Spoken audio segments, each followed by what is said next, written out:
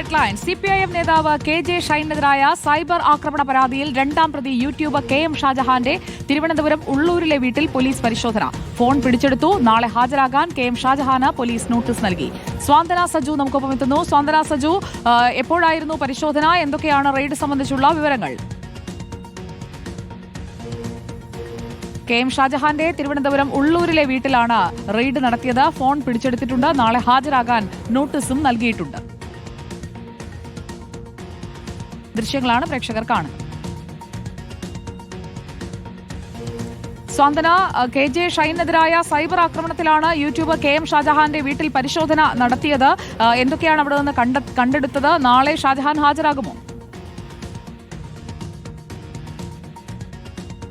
സുജയ, നമ്മളിപ്പോൾ ദൃശ്യങ്ങളിൽ കാണുന്നത് കെ.എം. ഷാജഹാന്റെ വീട്ടിൽ പരിശോധന നടക്കുന്നതാണ്. CPM നേതാവായ കെ.ജെ. ഷൈനെതിരെയുള്ള ഈ ഒരു സൈബർ അതിക്രമ പരാതിയിലാണ് ഇപ്പോൾ അദ്ദേഹത്തിന്റെ വീട്ടിൽ പരിശോധന നടക്കുന്നത്.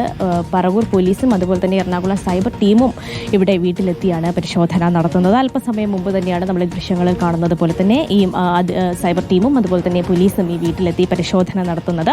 ഇതിൽ പ്രധാനമായി ഇവർ പരിശോധന നടത്തുന്നത് ഈ പറയുന്നത് പോലെ ഈ യൂട്യൂബിലടക്കം ഇവർക്കെതിരെ അധിക്ഷേപ പരാമർശങ്ങൾ പങ്കുവെച്ചുകൊണ്ടുള്ള വീഡിയോ പുറത്തു വന്നിരുന്നു. അപ്പോൾ ആ വീഡിയോ ചിത്രീകരിച്ചിട്ടുള്ള ഉപകരണങ്ങൾ, പ്രത്യേകിച്ച് ഫോണിലാണ് ചിത്രീകരിച്ചത് എന്നാണ്. ഷാജഹാനെ നമുക്ക് ദൃശ്യങ്ങളിൽ കാണാം. ഷാജഹാൻ വീട്ടിലുണ്ട്. കെ.എം. ഷാജഹാൻ രാഷ്ട്രീയമായും കെ.എം. ഷാജഹാന്റെ ഒരു പ്രാധാന്യമുണ്ട് ഈ കേസുമായി ബന്ധപ്പെട്ട്. അതുകൊണ്ട് തന്നെ കെ.ജെ. ഷൈനെതിരായ പരാതിയിൽ ഇപ്പോൾ കൃത്യമായ നടപടികളിലേക്ക് കടക്കുകയാണ്. ഐഫോൺ കസ്റ്റഡിയിലെടുത്തിട്ടുണ്ട്. നാളെ ഹാജരാകാൻ നോട്ടീസ് നൽകിയിട്ടുണ്ട്. ഷാജഹാന്റെ പ്രതികരണം എങ്ങനെയാണ്? റെയ്ഡുമായി പൂർണ്ണമായി സഹകരിക്കുകയായിരുന്നോ സാന്ത്വന?